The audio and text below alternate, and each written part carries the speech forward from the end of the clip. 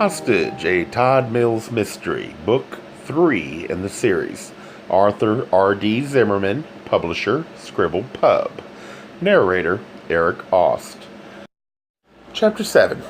Matthew had not one but both feet in the grave, and the realization of that made him deliriously happy. He'd been a Model 1 with a super future, the crowning piece of his career, which had ended not quite 2 years ago, when he was 34, had been when his face and physique had graced Times Square in a Calvin Klein ad. A mere 2 years ago, the sharp-cheeked face that was more striking than it was handsome. The dazzling teeth, the chiseled chest, and the straight, light brown hair were poised to take him to the very top. But then in the space of a mere 24 hours, everything had fallen apart. The day before he was to do a shoot for the cover of GQ, a red bump erupted on his forehead, even though they could have put makeup over the sore, which the modeling agency desperately encouraged Matthew to do because, after all, everyone got a pimple now and then.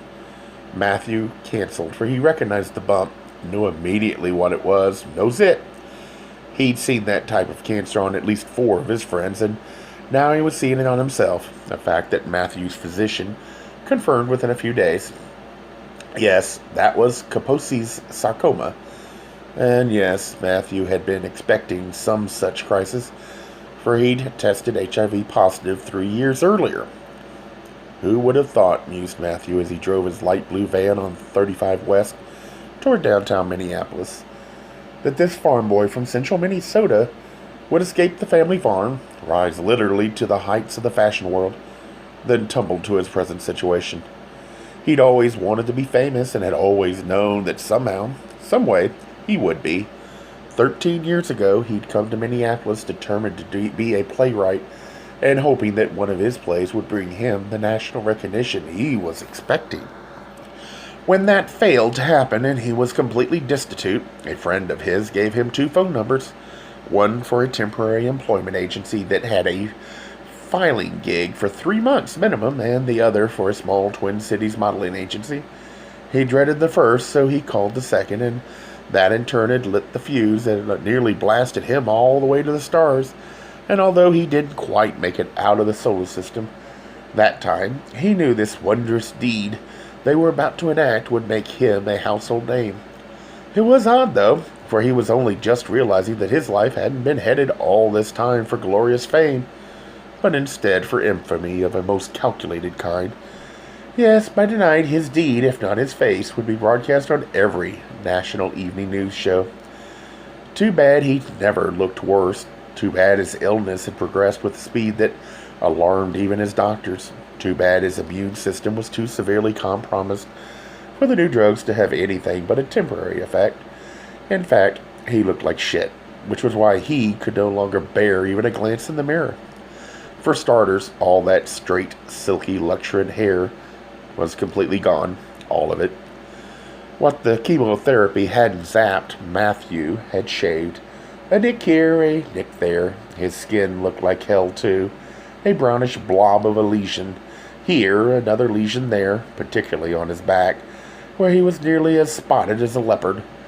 Of course, the fact that he'd lost almost 30 pounds from his already lean frame didn't help, especially since his cheekbones stuck way out and his cheeks themselves had fallen in, giving him the look, that kind of death camp visage.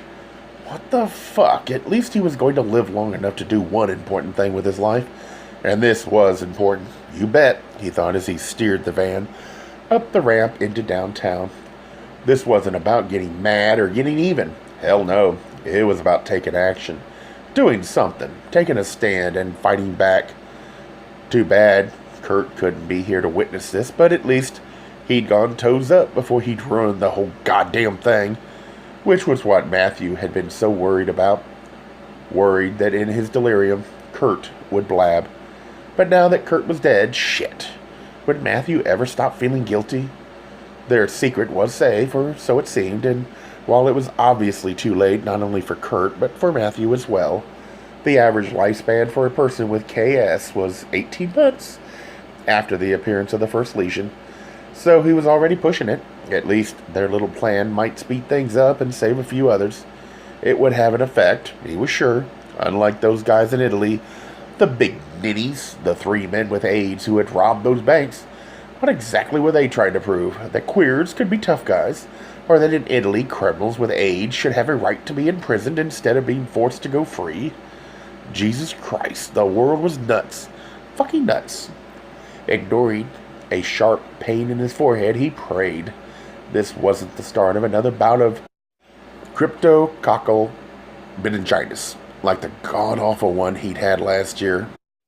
Matthew turned left and proceeded into the heart of the city, eventually crossing Marquette Avenue and Nicollet Mall.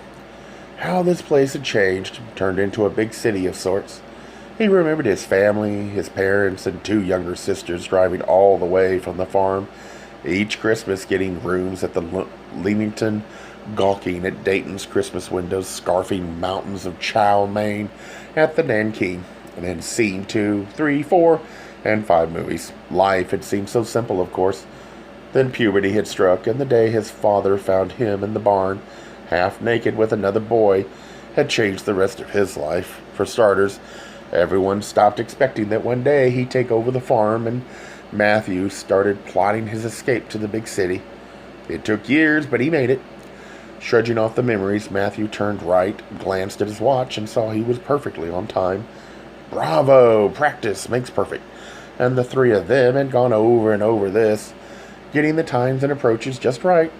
And as planned, he pulled into the rear of the building, drove to the service door, leaned out the window, and punched in the security code. In the blink of a second, the huge garage doors started lifting up, and Matthew drove into a large loading area. He pulled to one side, then reversed the van to the loading dock. Not wasting a moment, he grabbed a broom from the back of the van, jumped out, then ran across the platform, reached up, and with a single swipe of the broom, aimed the security camera away from the dock and at the garage door. The guards checked the monitors only once every 30 minutes, so there shouldn't be a problem, he thought as he hit the close button and watched the garage door rumble shut. Next, he rushed back to the van, climbed in the back, and stared at the large laundry basket on wheels. Of course, everything was in there, the guns and the gas masks, buried beneath the pile of white sheets. Matthew had been over it and over it, checked and rechecked. Not to worry, everything was going to go great. Suddenly there was a rap-tap-tap on the rear door and a voice calling, "Are you a friend of Dorothy's?" Excellent, thought Matthew with a grin. He flipped open the back door, and there they were. Elliot in his tam and plaid wool coat, Tina with her blonde hair and black wool jacket, and now wearing a jean skirt and a heavy wool sweater vest. "Hey, Matthew," called Elliot. "Everything's groovy on this end." "It's all right on schedule," Tina said with a nervous smile. "The luncheon started on time?" asked Matthew. Elliot nodded. "Exactly. Johnny and all his bigwig buddies are upstairs chowing down." "Excellent," said Matthew. "Are we all ready?" "One sec," said Tina. She quickly kicked off her high-heeled shoes, flinging them into the back of the van, then reached into her large purse for a pair of white running shoes. She put those on, then chucked her bag into the vehicle as well. Matthew saw how pale Tina was and asked, "You going to be okay?" "Absolutely," she said, although her voice was noticeably weak. "I won't turn back." "Okay, let's go." Right, mumbled Elliot. They got things underway with Matthew pushing the laundry cart to the rear of the van.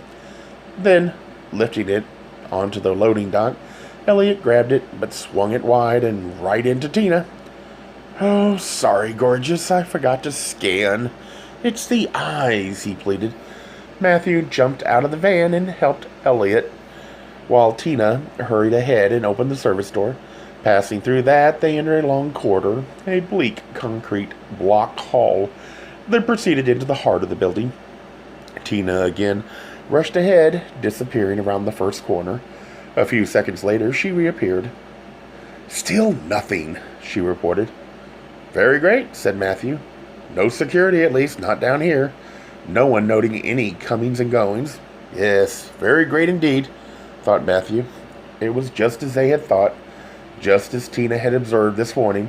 No Secret Service in sight, and so they continued rolling the laundry cart full of weapons and masks down the hall, around the corner, and right to the large service elevator.